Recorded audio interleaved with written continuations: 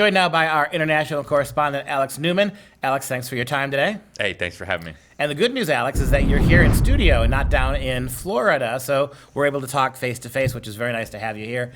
Welcome to Wisconsin. That must have been really hard to leave the beaches of Miami, I know, to come up to frosty Wisconsin.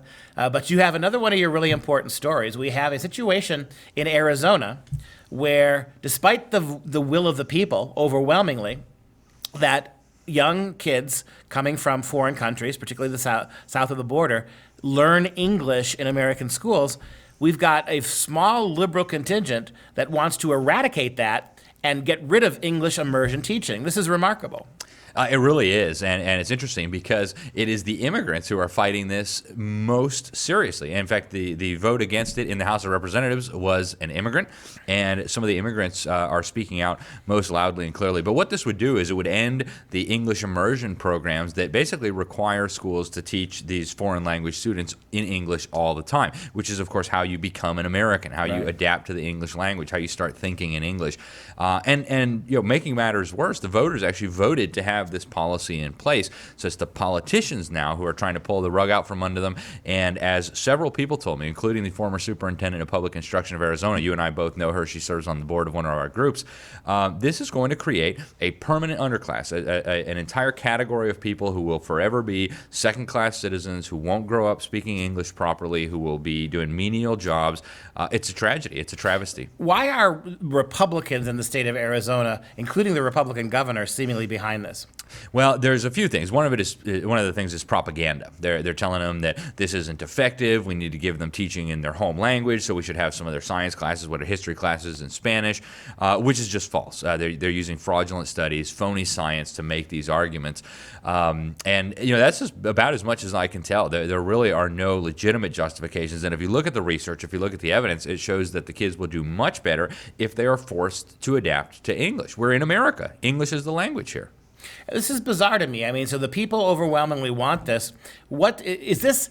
Do I smell the Chamber of Commerce here? Is this one of those Bill Gates, what we really need is dumb labor to stand on assembly lines. Bezos needs thousands and thousands of immigrants to stand there and package everybody's boxes.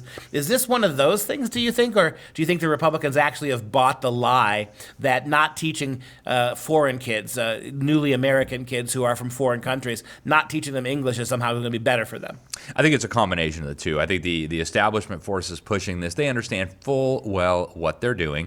And Arizona, despite having a reputation for being conservative, there's a lot of establishment activity going on there. Well, I mean, you've got Democrat senator there, right? You got, although she's relatively tame compared to some of the Democrat senators, it was the land of John Sellout McCain and his idiot family who somehow trades off his name to subvert republicanism every chance they can.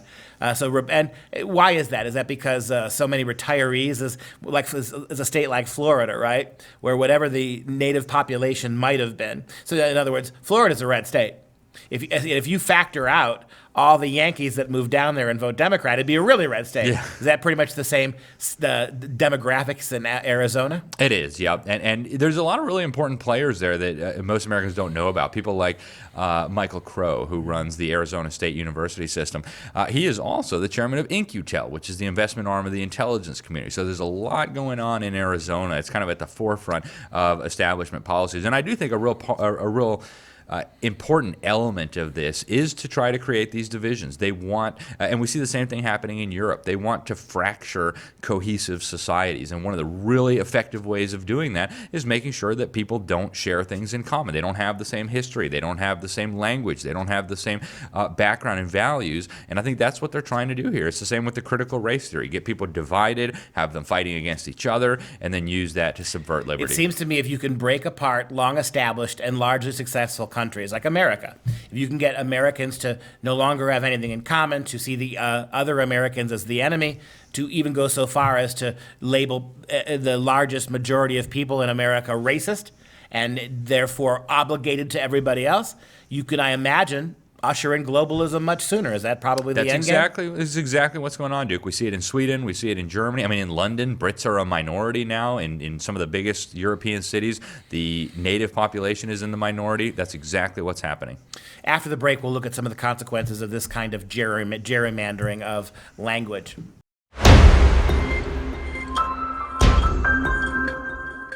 Back again with Alex Newman, talking about the story out of Arizona where, despite the overwhelming sentiment of the Arizona people that incoming kids, particularly non-American kids, first-generation American kids, alien kids, illegal kids, kids that are in the state of Arizona, in the public schools, not be taught in English first, not put in English immersion classes, but instead teach those kids in their native Spanish. This is a Balkanization trick. This is, as you said before the break, this is an attempt to drive further wedges between a burgeoning immigrant community and the established communities. But talk about what some of the other the people who are arguing this is a mistake. What kind of things are they predicting will happen in Arizona if you allow this kind of Spanish-only language immersion to happen? Yeah, so one of the people who's really been forcefully speaking out about this, he's the founder of the Arizona Rapid Response Team. His name is Jose Borrachero. He's from Cuba. He's an immigrant. And he said, hey, the reason I was so successful here in America is because they forced me to learn English. I had to think in English. I had to do school in English. So that was very successful. And what he says is if they move through with this and start having bilingual education and not forcing these kids to learn English properly, and here's a direct quote from him. He says that this is going to assure, let's see, where did I put it? Condemn them to a lifetime of menial, low-paying jobs. And he's right? How are they going to go out and be successful in the corporate world and the government world if they don't speak the language of the American people like natives? It's going to be a tremendous handicap. And then you hear the universities who are talking about the native speakers are all racists. Native culture is all racist. English history, the language is racist. The history is racist. Our government is is racist. Our institutions are racist. On the other side of that, you have all this pressure to unmake traditional American culture, including its language. And so on the one hand, yep, you're guaranteeing them to some degree to lower paying jobs and more manual, menial labor. On the other hand, who's to say in 10 years? Where is this radical anti-white, anti-American sentiment that dominates corporations? It dominates Hollywood. It dominates big tech. It dominates academia. It dominates journalism.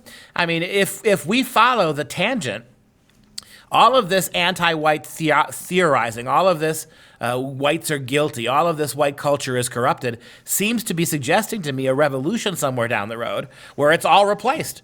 What we're seeing with cancel culture now, this is the beginning. This isn't the end.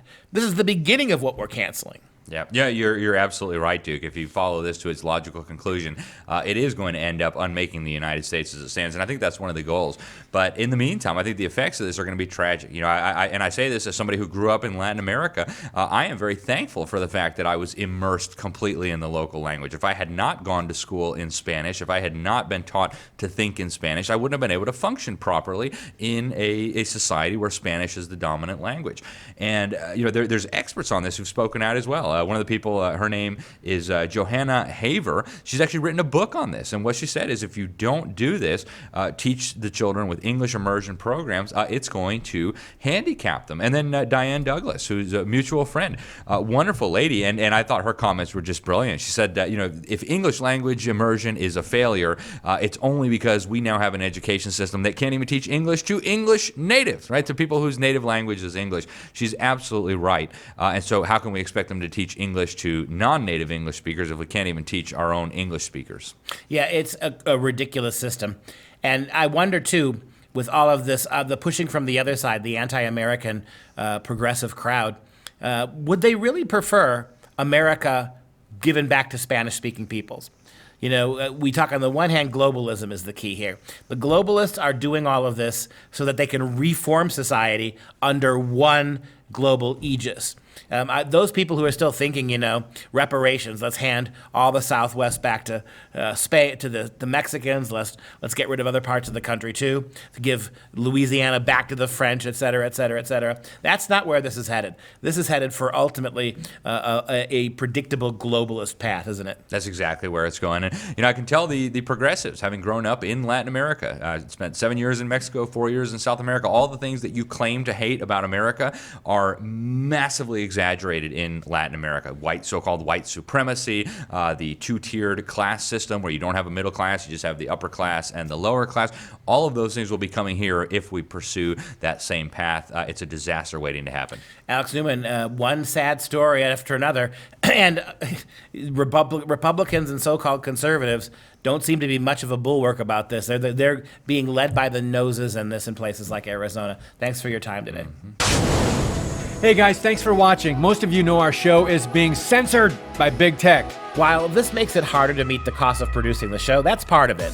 It also demonstrates that we must be having tremendous success, or they wouldn't bother to try to shut us down. If you like hearing truth and common sense with a love for freedom, please join the Patriot Club with a one-time $99 tax-deductible donation. And you'll get this sweet vessel of joy as part of a thank you for joining the Patriot Club. Etched with the American flag and the words freedom never tasted so good. All you have to do is visit patriotclub.us and become a Patriot member today. That's patriotclub.us. Thank you and God bless.